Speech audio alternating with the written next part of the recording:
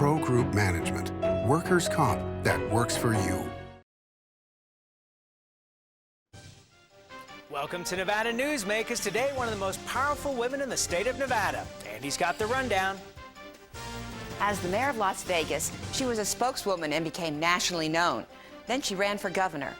Now, as vice president of communications for Harrah's, she again has the national spotlight. Today, we talked to Jan Laverty-Jones. Sam? And coming up on the Power Pundit panel today, Ray Bacon, Martha Gould, and Dean Heller. It's all coming up next on an all-new Nevada Newsmakers.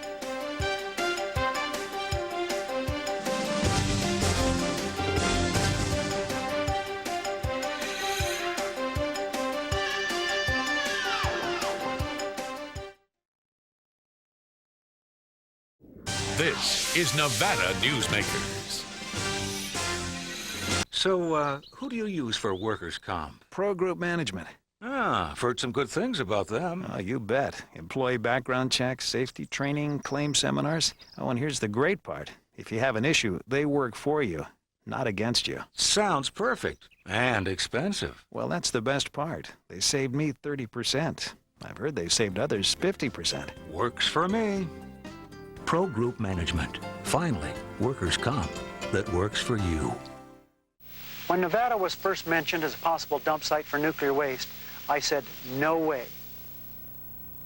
That was me 18 years ago. But when it comes to Yucca Mountain, nothing has changed. I still say no way. Some people say, let's just stop fighting and get the best deal we can. No way. We're talking about our state's future and our children's health, and no deal on earth can justify jeopardizing either of them. I'm Harry Reid, and I approve this message.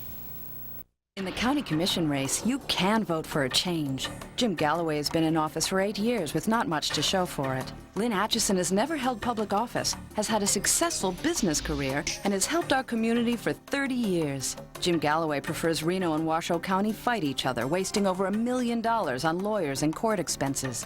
Lynn Atchison wants to end the fighting so we can begin to work together for our future. Let's tell Jim Galloway it's time for a change. I am an American soldier. I am an American soldier. I am an American soldier. I live the Army values. I will never accept defeat. I am disciplined, physically and mentally tough. I am a professional. I am a professional. I am the guardian of freedom And the American way of life. I am an American soldier. I am the Army National Guard. Defend freedom. In the Army National Guard, you can. Visit 1-800-GO-GUARD.com today. This is Nevada Newsmakers with host Sam Shad, political analyst Ande Engleman, a no-holds-barred political forum. Now, from the Nevada Newsmakers Broadcast Center, here is Sam Shad. And on today's program, we're joined by satellite by Jan Jones, who's the Senior Vice President of Communications for Harrah's Entertainment and former Mayor of Las Vegas. Welcome to the program, Jan. Thanks, Sam. You know, I've got to ask you, and this is a softball question, I know, but I got to ask you. You saw the MGM merger go down. Did you think a week and a half later that you were going to be involved in one, too? Well, actually, I knew a week and a half later we'd be involved in one, too. Well, what was your response? I mean, $10 billion merger is huge. How did you feel about that? You know, I think that it is exactly the right move at the right time. If you look at what's happening in the gaming industry, and as you know, we operate right now in 13 states, MGM and Mandalay were a great combination because they really pulled together synergies in the Las Vegas Strip and conventions and hotel rooms. Harrah's is known for gambling, going back to the legacy of Bill Harrah.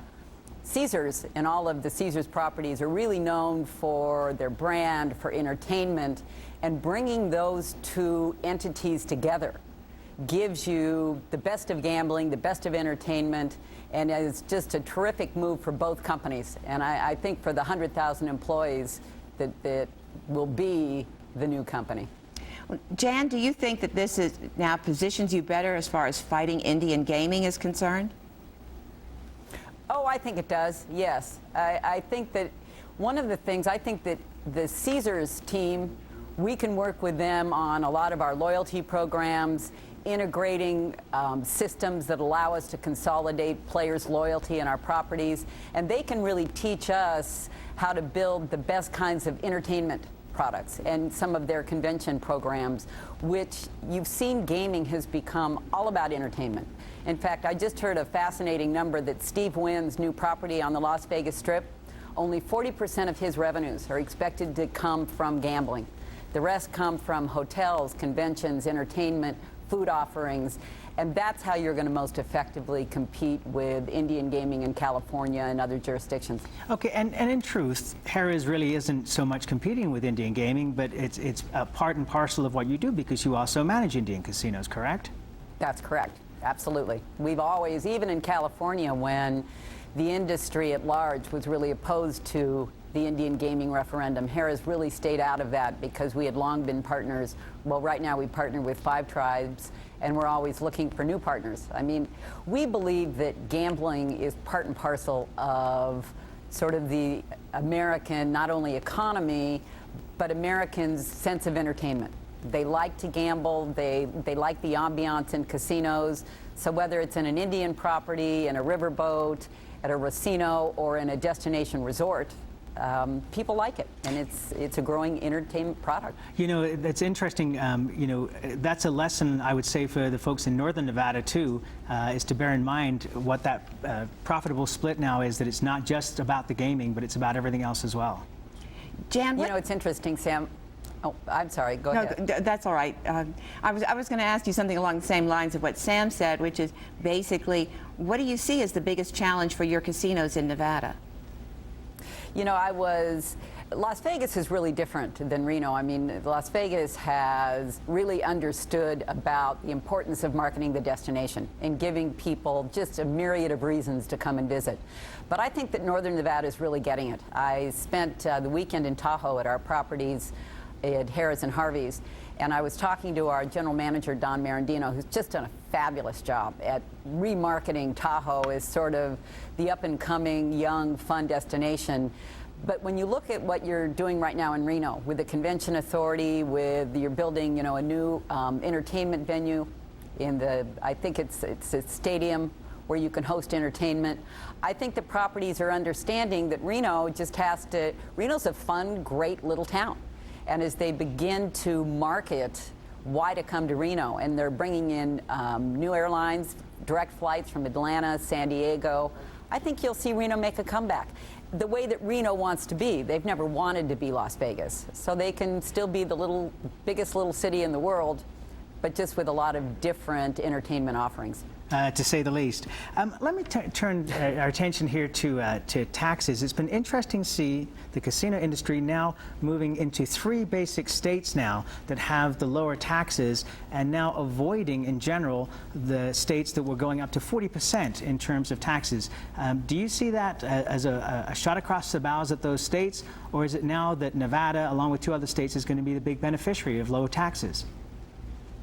I think that, and you heard Terry Lanny, the CEO of MGM, as well as Gary Loveman, our CEO, talk about one of the real reasons they pick the states in which they want to consolidate their products and their casinos is because of the tax environment.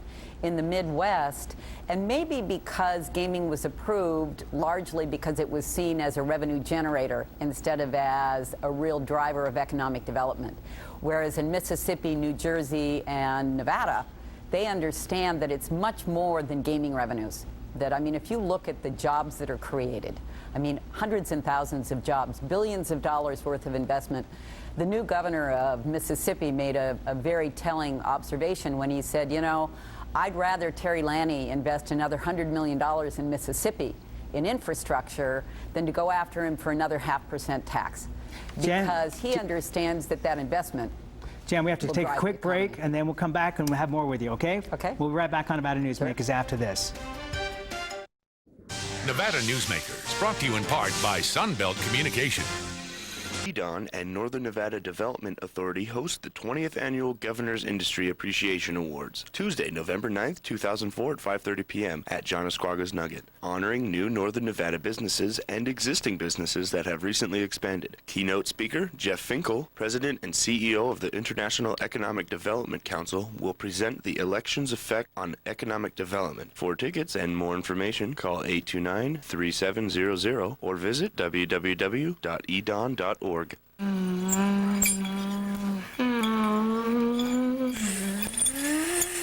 How many times have I told you? You accelerate at the apex through the corner. I was. Oh. Live for the curves. Porsche Cayenne.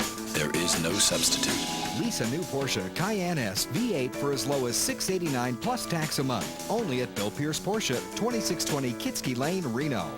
EDON and Northern Nevada Development Authority host the 20th Annual Governor's Industry Appreciation Awards, Tuesday, November 9th, 2004 at 5:30 p.m. at John Esquaga's Nugget, honoring new Northern Nevada businesses and existing businesses that have recently expanded. Keynote speaker Jeff Finkel, President and CEO of the International Economic Development Council, will present the election's effect on economic development. For tickets and more information, call 829-3700 or visit www.edon.org.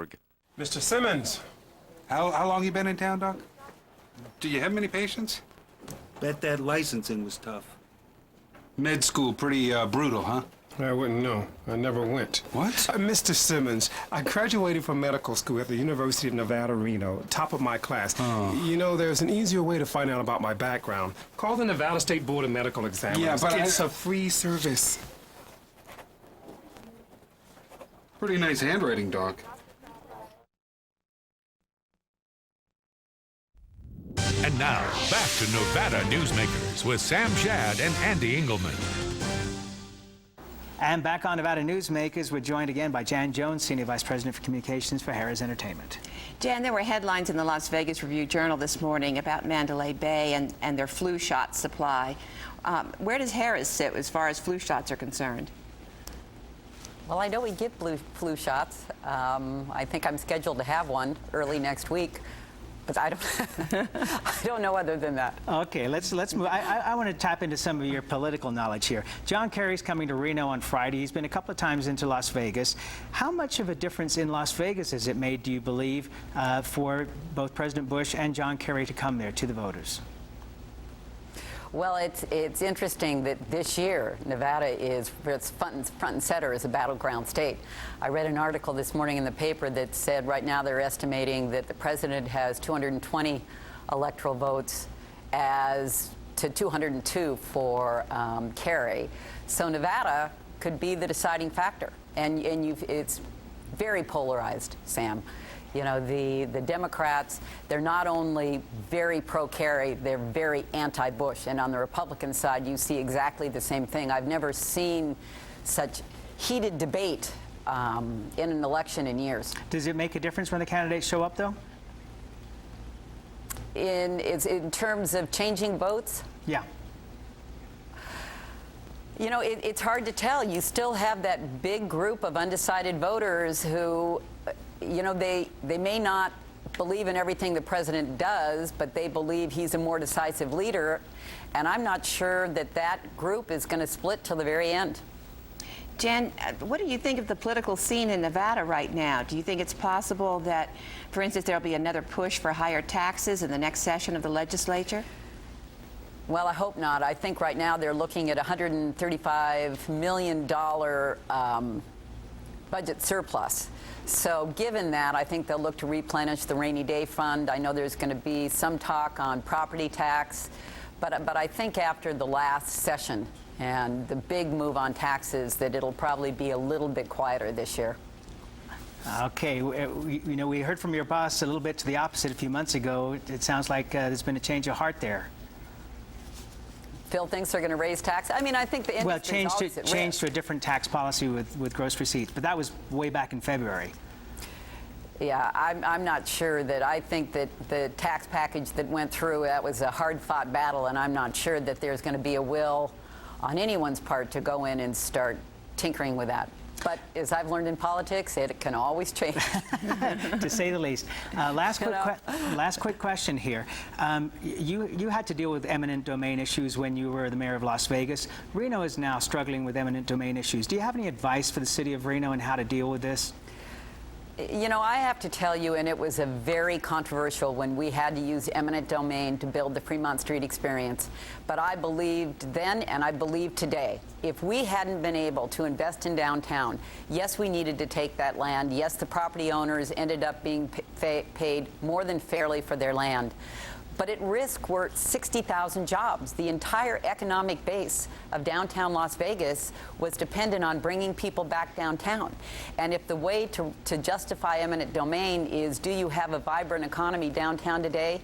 Yes, you do. And I don't think it was going that way when we had to make a decision to build an attraction to change the dynamics. Jan Jones, thank you so much for being here. We appreciate it. Come by anytime, okay? Great to see you both. Thank you. We'll be right back on Nevada Newsmakers after this. This is Nevada Newsmakers. When you need a new employee, how can you be sure who you're really hiring? A background investigation by Employer Links will uncover criminal records, verify the applicant's education, check their credit history and Social Security verification. An investigation will research professional licenses and driver's licenses and let you know why they're unemployed.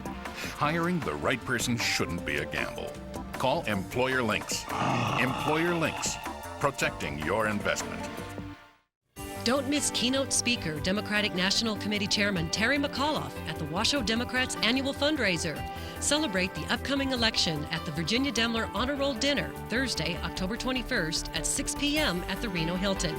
The dinner is $75 per person, $600 for a table of 8. So mail or drop off your check to the Washoe County Democratic Party at 300 South Wells, Suite 5 by noon on Wednesday, October 20th, or call 323-VOTE. Pierre Haschef has earned his reputation as an effective leader. He led the fight to make city government more responsive and more efficient. Pierre sponsored the city's ethics law and imposed private sector efficiencies on city government. Pierre supported the fire department consolidation that saved thousands of dollars and supported more police officers without raising your taxes. He's fought to preserve our water, open spaces, and healthy way of life. Vote for an effective leader. On November 2nd, vote for Pierre Haschef. There's something you should know about me. I'm cold. I'm calculating. I get what I want. If you get in my way, I'll wreak havoc upon you. I can leave you weak, limp, twisted, confused. If you want to live to see tomorrow, you answer to me, and you answer quickly. I am a stroke. Learn to recognize a stroke and act quickly. Time lost is brain lost. And now, back to Nevada Newsmakers with Sam Shad and Ande Engleman. If I can keep them quiet enough to be able to introduce them, we have our pundit panel for you here today. Secretary of State Dean Hella joins us on the pundit panel, along with Martha Gould, Washoe County Democrat, and also Ray Bacon, Executive Director of the Nevada Manufacturers Association. I want to start with Dean. You're having a small battle with CBS and Fox Network over what? Well, ABC and NBC, you can add them all to it, but we just sent out a letter telling them that they can't violate the 100-foot free zone that we have in our polling places now. Right now, state law says you can't come within 100 feet of a polling place to electioneer. That's wearing T-shirts, using signs, banners, whatever the case may be. Well, all these major networks now want to violate that 100 feet, and frankly, I want a hassle-free zone. What do they want it for? Well, they want to do some exit polling, which I have real problems with to begin with. But they want to come in as soon as you walk out of your voting booth. They want to stop you and they want to start polling you immediately afterwards. Now, is this national or local? This is national. Okay. This is national. In fact, I was talking to the Associated Press this morning, and I said they are not nonpartisan. I'm sorry, but you take these major networks and they're not. The media and that's what they're claiming, though. Yeah, that's what they're claiming, to be nonpartisan. Let us go in there. Fox, CBS, ABC, NBC. You know, give me a break. I'm sorry. You know what? I would take issue with you on that. Okay. I think that there are people at the networks who are partisan. In fact, heads of networks and broadcast companies have come out and said who they're going to be in favor of. But Are I you think referring that to Sinclair? I think that no, I'm not talking about just Sinclair. I'm talking about all the major networks, one person or another, who are heads of these companies have come out and said where the political stand is.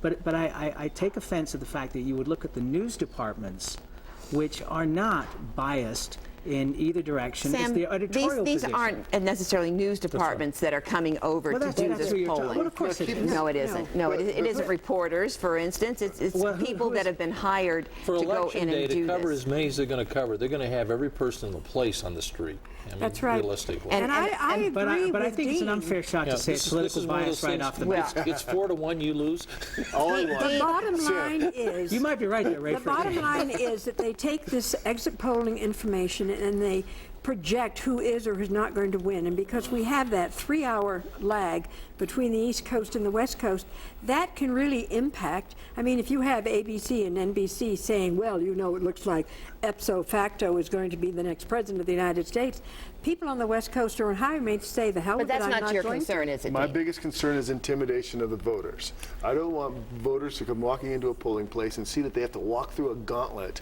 once they're done casting a vote. I want to enforce the state law that says you cannot do that with 100 feet from the polling place. If they want to set up that gauntlet outside the front door, of a polling place, that's fine.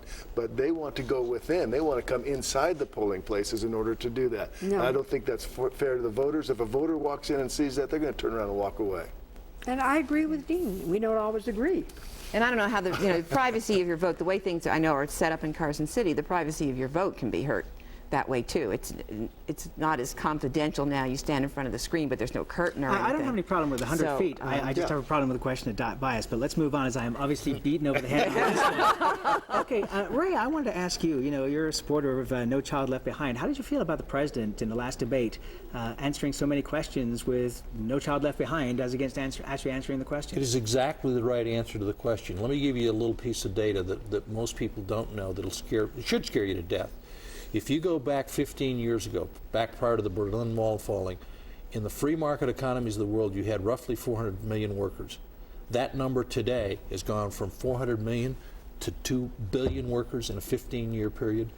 He who has the best education system is going to rule the economies of the world. So when we start talking economic numbers, we're in a world of hurt in our education system. If we don't catch up and we don't fix that problem, and No Child Left Behind is exactly part of that, we're going to be part of the bottom end of that 2 billion workers. That's the addition of China, that's the addition of India, and while they're not totally free market economies, they're certainly moving that way, and they certainly have the characteristics. Eastern Europe has done the same thing, and there's been drastic changes in South America. It was the right answer. It didn't have the preliminary explanation to get to the issue, but that's the issue. 400 million to 2 billion workers in a 15-year period. That's never happened in our world. Martha, you wanted to jump in there? Well, actually, yes, I do, because there are parts of the No Child Left Behind that bother me. But what bothers me most is the fact that it's not been funded to the level it should be funded. And there's another issue. We didn't spend all our money in Nevada, No, wait. Then talk to the State Department of Education, darn it. And the university system, because we're not using the biggest chunk of money is the Reading First money. Where's our problem? Thank you. That's exactly it. There is an initiative that was passed by Congress dealing with libraries and literacy. The authorization was $250 million. The appropriation was $26 million. So little money. The break even is at 100 million, then it goes to block grants. Nevada doesn't get any of this money. School libraries are a disgrace in this country. They are a disgrace in Nevada. They are a disgrace in Washoe County. If you do not provide and make an important libraries are the heart and soul of the education process. Okay, if you don't give kids books, they're not going to read. Okay, we get it. I got a bone to pick with you, though. John Kerry coming to Reno, finally. We've been asking, where is he? Everybody's been asking, when's he coming? He's coming, and you say you're not going. I can't believe that. Well, I'm not going for one very particular reason, and that is the crowds are difficult, and as you know, my husband has a little trouble walking. And I'm just not sure that we can handle it. We did go to see Edwards when he was here, and it was exhausting for Arthur. Okay, then I'll let you off the hook. But Sam, I'm telling you, I'm entertained by the fact that there are numerous organizations now that are talking about what a hassle it is to have these candidates in our state. Just 4 years ago, everybody was complaining that we're not seeing anybody in the Nevada. Nobody's talking about Nevada issues. Now they're here. Now they're complaining about them being here too much. Ray, Have you gone up? Martha. Mr. Secretary, do you see a benefit to Nevada after the election? I mean, are we going to get any kind of extra attention because of what's happened? As long as Nevada goes with the guy that wins. I mean, I think If Bush wins, Nevada better be there. If Kerry wins, Nevada better be there. But let me talk about one of the things which is a critical issue in the state. 20 seconds. No, you got the future of the state. We have to deal with the massive public lands issue. And I think having all the candidates here, they now have a better appreciation for the public land impact in Nevada than they've ever had before. So we may get a benefit out of it. One of the things regardless is of that which the side. people on the Hill never realize the distances that exist in the West. And Dean, the problem that really makes. Some people loosely connected with the Democratic Party accused you of being partisan and are threatening to file a lawsuit after the election. When do you think the election is going to be over? When do you think the votes will be finished being counted? And you got 30 seconds. Oh, that's funny. A friend of mine is celebrating a 100-year anniversary, actually at 7-Up Balding Company here in town, sent me an invitation, May of 2005. I said I'd be there if this election's over by then. So that gives you any idea. No, it's certainly going to be interesting, and I don't know if the public is ready for how long it may take before we get a final vote out here. If everything is as close as it's supposed to be. With provisional votes, it takes an extra 5 days? An extra 5 days. So you will have some preliminary numbers on election night, but those votes cast will take an extra week. And it's all going to depend upon the Electoral College. Presidents are not elected by popular vote. Yeah, and with all this progress, we seem to be going backwards. We'll be right back on Nevada Newsmakers after this. This is Nevada Newsmakers.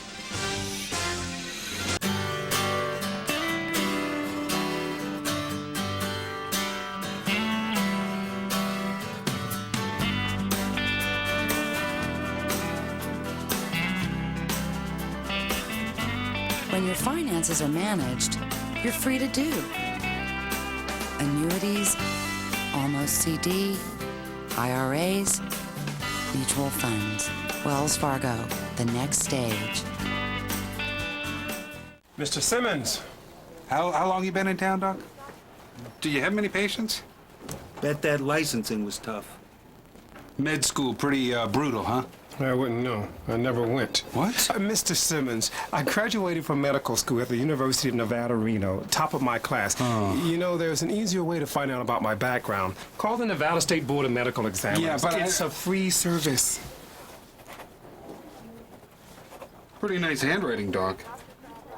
In the county commission race, you can vote for a change. Jim Galloway has been in office for 8 years with not much to show for it. Lynn Atchison has never held public office, has had a successful business career, and has helped our community for 30 years. Jim Galloway prefers Reno and Washoe County fight each other, wasting over $1 million on lawyers and court expenses. Lynn Atchison wants to end the fighting so we can begin to work together for our future. Let's tell Jim Galloway it's time for a change. I am the port in the storm.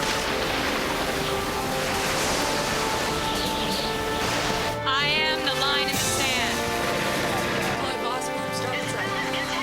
I am the enforcer of the sea. The United States Coast Guard will meet you and prepare your forces. We are the defenders of the homeland. We are the shield of freedom.